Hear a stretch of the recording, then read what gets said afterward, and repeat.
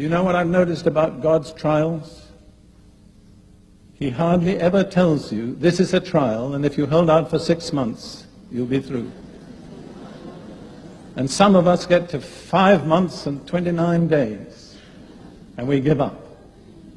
We didn't know we only had 1 more day. Never give up. There's no precedent in the Bible for giving up. God determines how long the test will last, not we.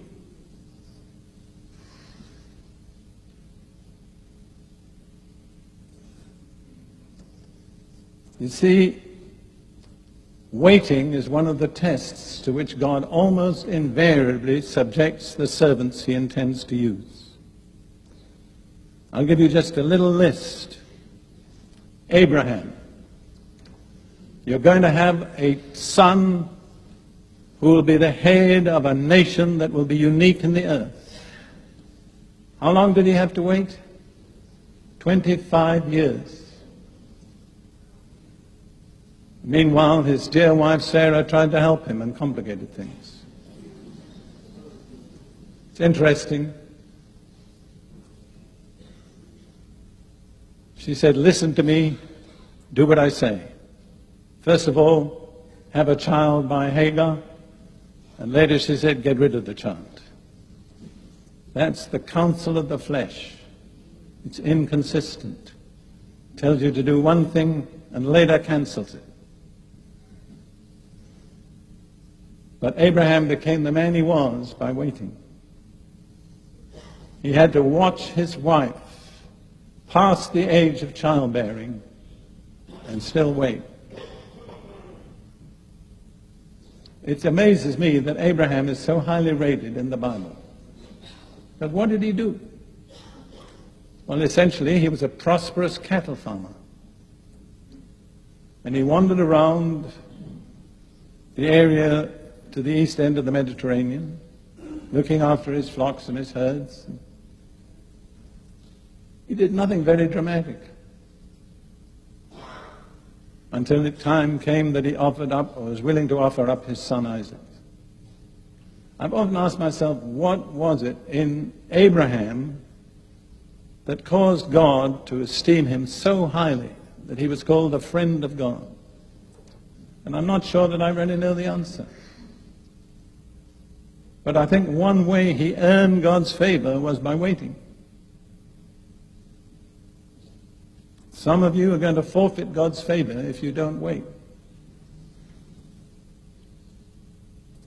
And then there was Joseph. I love the passage in Psalm 105 that speaks about Joseph. I think I can identify with this to some extent from my own experience. Psalm 105, verse 17 and following. God sent a man before them, Joseph, who was sold as a slave. They hurt his feet with fetters. His soul came into irons. Somebody said the iron came into his soul too. Until the time that his word came to pass, the word of the Lord tested him. See, that's a test. The Lord gives you a glorious promise, tremendous. And after that, everything goes the opposite way. Instead of becoming the ruler over your brethren, you end up in a jail in Egypt. And I can't think of a worse place to be in jail than Egypt. What was God doing? Testing him. What was the test? Waiting. And then, if you want to look at others, Moses. It says in Numbers 12, verse 3, Moses was the meekest man on earth. How did Moses learn meekness? By waiting 40 years.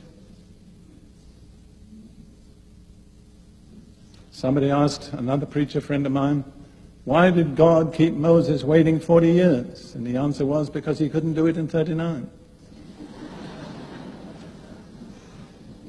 God will not finish until the test is complete. When Moses first thought he could deliver Israel out of Egypt, he was a very arrogant young man. 40 years later, he was the meekest man on earth. And no one except Jesus has ever exercised such authority as Moses exercised.